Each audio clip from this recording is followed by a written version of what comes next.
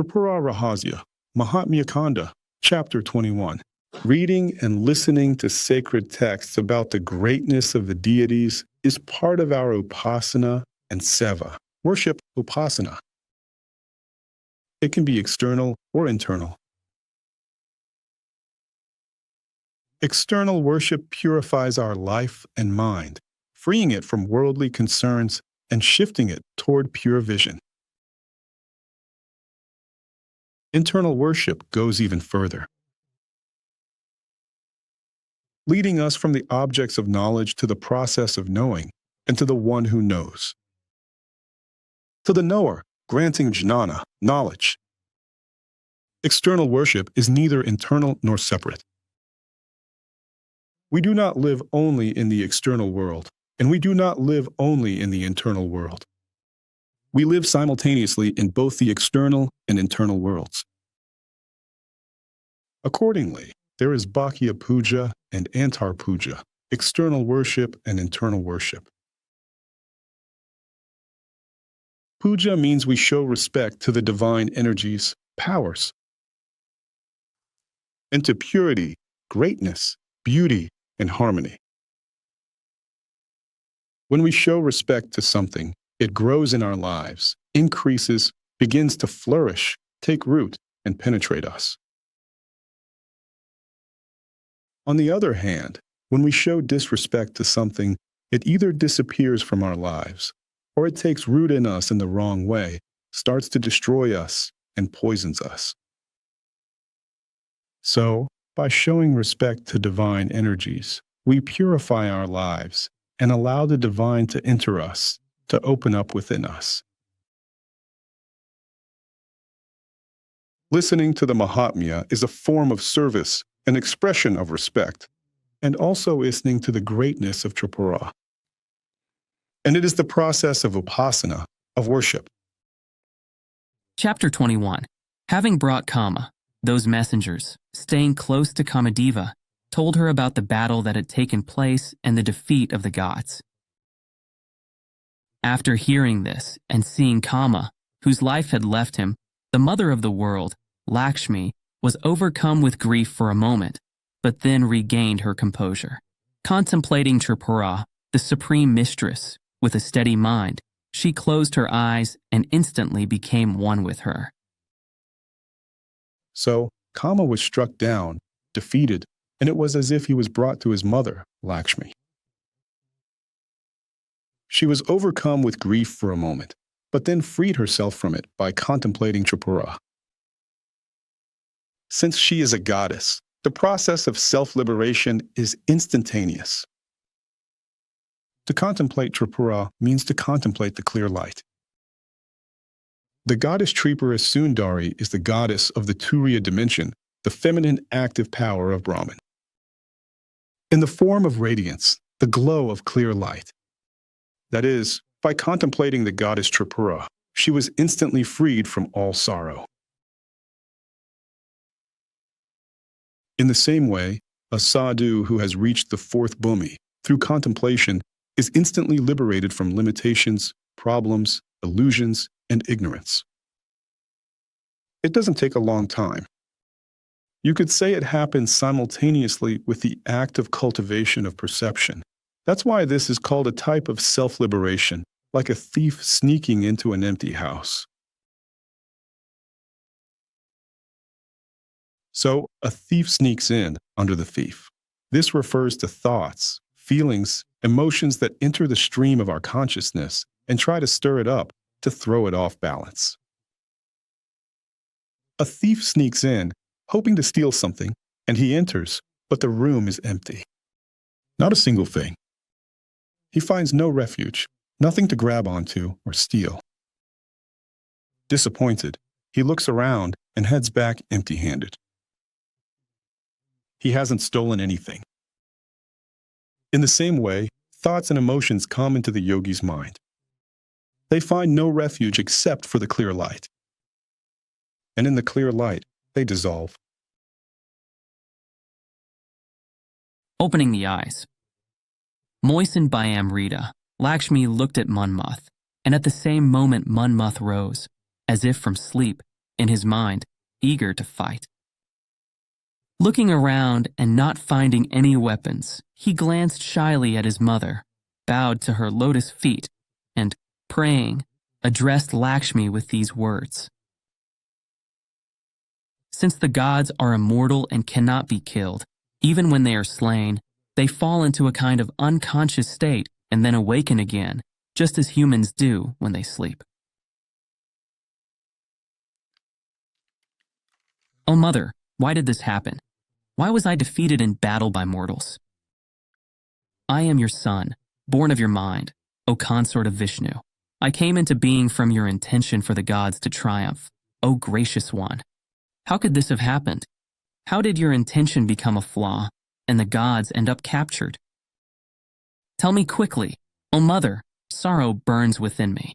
O Lady, having been struck down in battle and killed, why have you brought me back to life? Defeated by the insignificant, I am your son, born of your mind. My life in this world is worthless and condemned by all. Once I hear the reason, O Mother, I will laugh at my own life. Of course, to put it in human terms, Kama was in a deep depression, in turmoil. He is a creation of the mind of a Lakshmi, meant to awaken desires, the impulse of life force in the minds of people. And he was defeated by mortal kings, even though he fought bravely against millions of people. Nevertheless, they overcame him despite his power. And he was very embarrassed by this. How could this happen? How could this be? But there was divine providence in this. Viravrata was not just a king. He was a Raja Rishi who had performed tapas, thanks to which he had an unbroken connection with Shiva, constant guidance from Shiva. Shiva could come at his call, at his prayer. That's why he was divine providence itself. He was the hand of the Lord, the hand of divine will. Will of God was manifested through him. He was 100% guided by divine will. And the path of every sadhu is to learn to live in such a way as to do what God says. Not to do what the mind says, what the ego says, what the body says, what the senses say, but what God says. And to learn to distinguish the voice of God from 1,000 other voices, because actually there are so many of them. The urges of the body, of the physical body, the urges of the energy body, the movements of the astral body, the movements of the mental body, even the causal body. And so, our aim is to distinguish the voice of God from all these other voices. There are people in real life who hear voices, and when they hear voices, they're considered abnormal, especially when they get confused. But hearing the voice of God is the highest purpose. This voice is paravak. This is not vak, articulated speech. And this is not mental speech. And this is not figurative speech contained in the form of some images, pictures. Paravak, or paravani, is the real speech that God speaks. Beyond thoughts, beyond words, beyond images, beyond pictures. This can only be known through intuitive awareness. And to be guided by God and overcome everything that stands in the way of God's voice, you need to develop a great deal of humility. When we learn to distinguish the voice of God from our own desires, God will not tell us to satisfy worldly desires. God will not tell us to do foolish things or to follow the path of samsara. God will not tell us to pursue any worldly intentions. God won't tell us anything that has to do with what exists in the earthly dimension. All of that is told to us by the winds, karma, social patterns, the movement of vibrations in the body, in the energy body, in the mind, or it is our vasanas, thin energy impulses. That's what all of them are saying. A person is made up of all this. When God speaks, his voice is very different. It comes from Turiya, it is transcendent, and it is not confined to any specific words.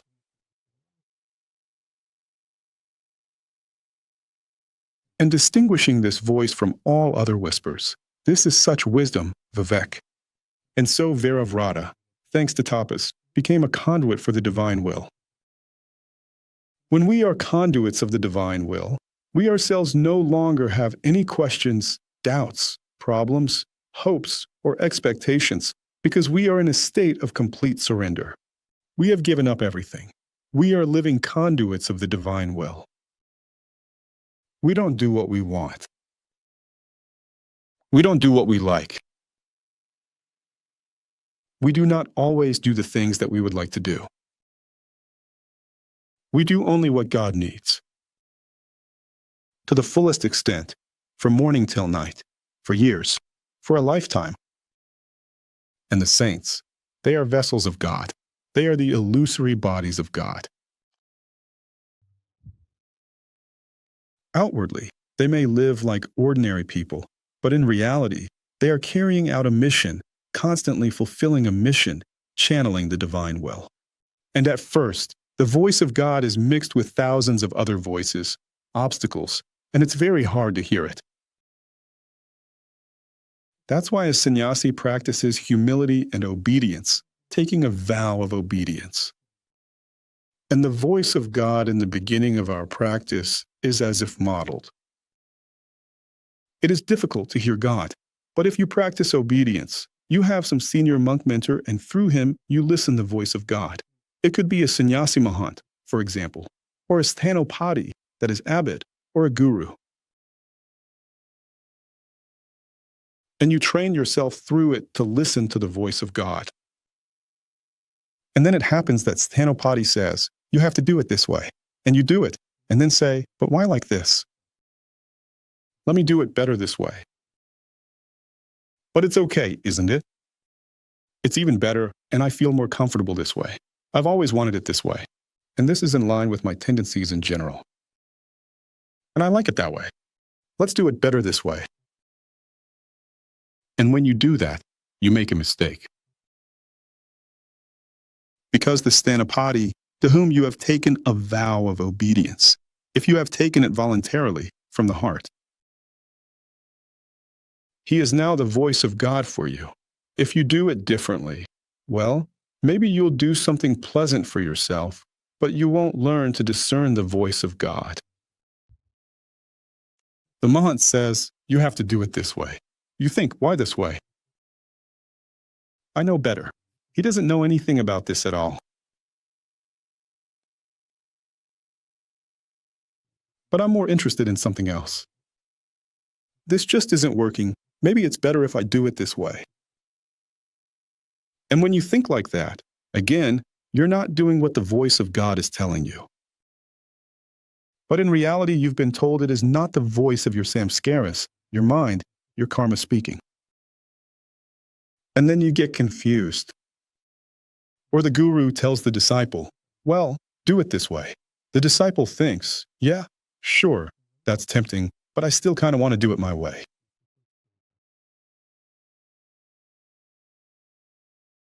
He says to the guru, can I still do it my way? The guru says, yes, of course, go ahead. He doesn't insist because divine will is never pushy. It never forces us. It has great respect for our freedom, our free will.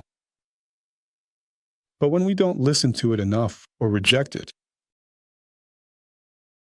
we think, well, what's the difference? I'll do it on my own. And that's when we go astray.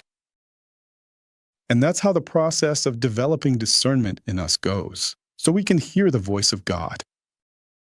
So not to confuse our own voice with God's voice, but we keep mixing them up constantly. Sometimes, when a student gets close to their guru, they start to confuse the guru's will with their own. You know, sort of like at home. Just like with your parents. You can say such to your parents. Yeah, Mom, I know. This can happen if a disciple interacts with their guru in the wrong way, getting too close. That's why they say, you have to interact with your guru properly, even if you're close. If you interact with your guru in the wrong way, you can waste your merits. Or when you get close with the senior, it's the same thing. You start to confuse the elder's will with your own.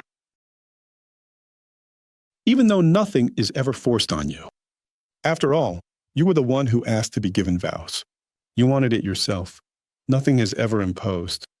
That is, divine will never forces us or imposes anything on us. It gives us freedom. You get to choose what you want. Basically, there are many wills. It's up to you which one to follow.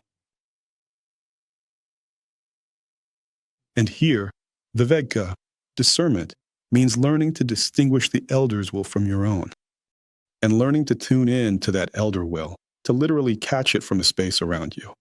Just like a radio receiver picks up a signal, or a phone catches a radio signal. And when we learn to do this externally, then we can start doing it internally. Then we can hear the divine will within ourselves. We can listen to the voice of God inside. Thanks to this kind of training, we won't get it mixed up anymore. Then we become guided by the voice of God. We become directed by the voice of God. We become truly self-sufficient, so that our will and the will of God merge together and become one. It's not like we just decide, well, my will is the will of God. Not exactly. The will of the ego can never become the will of God. Will become subordinate to the will of God, and they move in unison, and the will seeks nothing but the will of God. It unites with the divine will, so they merge, blending together beyond recognition. But since our ego is cast aside and surrendered, the will of God becomes our will as well. And this is how the process of self-surrender, or Prapatti Yoga, gradually unfolds. So Viravrata was a sadhu, a tapasvi, a Raja Rishi who surrendered himself to the will of God so completely that Shiva could act through him. That's why he defeated Kama. It wasn't Viravrata who defeated Kama. It was Shiva who defeated Kama. So really, Kama has no reason to be offended. It was Shiva himself, using Viravrata's hands, who defeated him. That's truly admirable. Is there an opinion, or maybe it's more than just an opinion, that when approaching elders, you should come with a proposal? With a solution, with initiative, and that this will be more productive, more effective, even for you as a practitioner. But this idea is quite authoritative. How valid is it? Yes, of course. If you're offered this approach of seva, service, certainly it's encouraged as well. That is, sometimes God might say, present your own solution or project. That's also his will. If you do it this way, you're fulfilling it too. There are different options. Sometimes there's a service where you need fresh carrots. Only fresh ones. And sometimes you think, maybe cooked would be better. Cooked ones are tastier, more convenient. But here, you need only fresh ones, and that's it. And sometimes you're told, just create your own dish, whatever you like. And that's what you do. There are different types of service. There are different kinds of will. Sometimes it's straightforward, with no creativity or self-expression, and sometimes it involves creativity and self-expression. The main thing is non-attachment. The point is selflessness, putting yourself aside. So how can practitioners avoid making a mistake? How do you know what's needed at a particular moment? Maybe suddenly someone is expecting initiative from them? So how to not make mistake then? Could you clarify? There's always service A and service B. Service A is straightforward. Service B involves creativity, independence, and a variety of options at your discretion. You should ask, Lord, which kind of service do you want from me? A or B? Or Guru, which service do you want from me? Or Mahant, which service do you want from me? And the main thing is not to mix them up.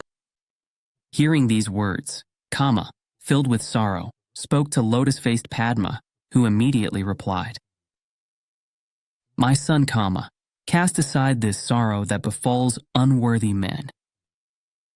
Men do not grieve. How could the steadfast ever fall into deep despair? Even those plunged into an ocean of misfortune, steadfastness is a great boat.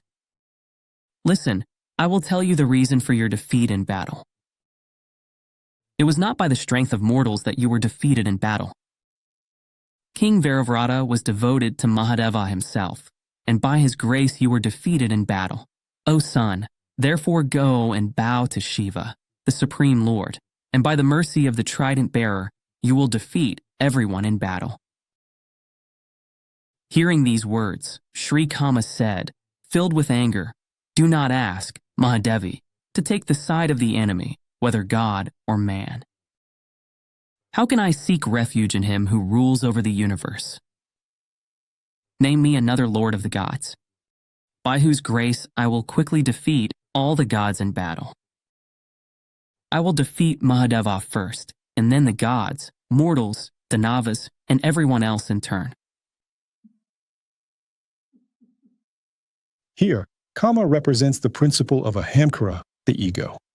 Lakshmi created Kama as the energy, the impulse of desire, which must become Ahamkara and give rise to the desire to worship the gods and follow the righteous path towards liberation. Kama was finally overthrown by the will of the sadhu in the form of the Viravrata, the hero who took great vows. But he still hadn't understood his purpose. And when Lakshmi said that he was defeated because it was the will of the Lord and told him to take refuge in him, he refused to seek refuge. He was confident in his own strength. In the same way, our ego at first refuses to take refuge in God, completely without reason, believing that it has enough strength of its own and that it is above all the gods. And the ego often sees God as an enemy of its worldly desires. It is simply afraid, fearful of taking refuge in God. After all, to take refuge means to enter into a connection, a responsibility, a relationship. This can be harmful to worldly desires, to selfishness. That's why it's a little scary. What will happen to my desires? What will happen to my ego? But when the ego thinks this way, it doesn't realize its own happiness. Because the ego, without God, has no future. It doesn't have its own script for life. There is no alternative life scenario without God.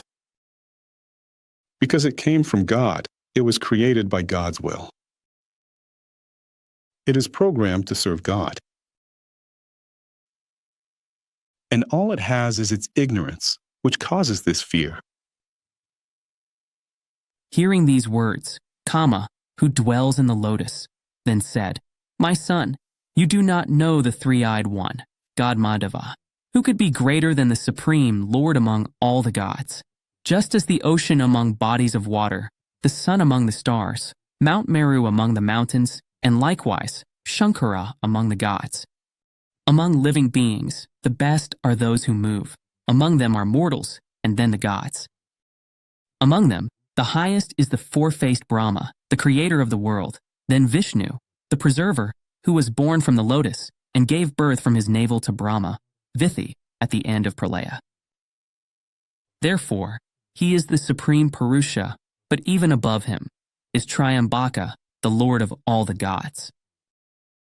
From his acts of destruction, the great lords, the Rudras, are manifested. They destroy everything in the form of his terrifying wrath. He is the god of all gods, known as Sadashiva.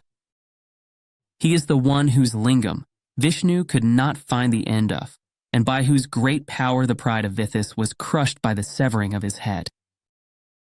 Therefore, there is no one greater than him. And so, go and surrender yourself to him. Hearing his mother's words, Manmatha replied again, O mother, although Shiva, the Lord of the three worlds, surpasses all, I will not worship him, because he is the refuge of my enemies. Tell me, mother, from whom did Shiva gain his greatness? By worshipping him, I will be able to defeat Madhava, O Maheshwari. Or tell me, which god's greatness is primordial? Kama acted here like a strategist. He wondered, where does Shiva draw his power from? I'll try to take refuge in him, gain strength, and then I'll be able to defeat Shiva because of that. The ego often likes to challenge even a god. For example, Misunderstanding the Advaita perspective, the ego swells up, thinking, I am Brahman. As kids, boys sometimes do bad things like inflating frogs. They take a straw and blow them up, and the frogs get really big. Such a dubious occupation. But that's something that happened in the childhood of Soviet kids. And it's very similar to when the ego, having adopted the Advaita view, thinks, that's right, I am Shiva, no doubt about it, I am Brahman. But in reality, some people did this. It's just like a frog puffing itself up. It's just like a crow imagining itself to be Garuda. But the ego can never become Shiva. It can surrender itself to Shiva. And Shiva recognizes himself in this process. Of self-surrender, the ego can dissolve into Brahman. And Brahman will neither increase nor decrease because of it. And it will remain. In other words, there is no other path for the ego. It cannot challenge God. After listening to Kama's speech, the great Lady Lakshmi closed her eyes and entered into deep contemplation. For a moment, she meditated upon the great goddess Tripura, the Supreme Lady, and prayed to her for Kama's success.